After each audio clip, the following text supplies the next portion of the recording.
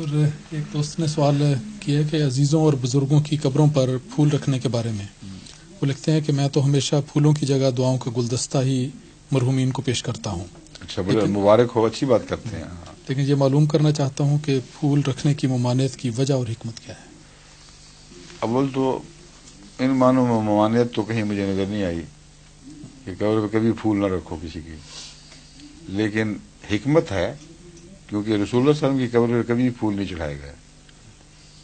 تو دوسرے کو زیادہ عالی مرتبہ رکھتے ہیں کہ ان کو پھولوں کے تحفے دیے جائیں اگر وہ، اور محبت کا اظہار کیا جائے، رسول اللہ صلی اللہ علیہ وسلم سے نہ کیا جائے.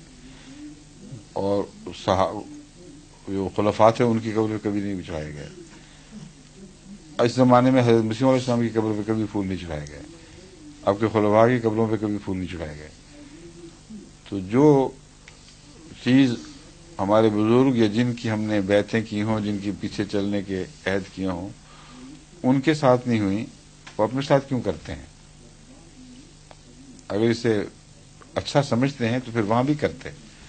آپ کو پتہ ہے کہ وہ اپنے لیے پسند نہیں کرتے تھے، اس لیے ان کے لیے نہیں کیا گیا. ٹھیک ہے، ویسے مانا نہیں ہے.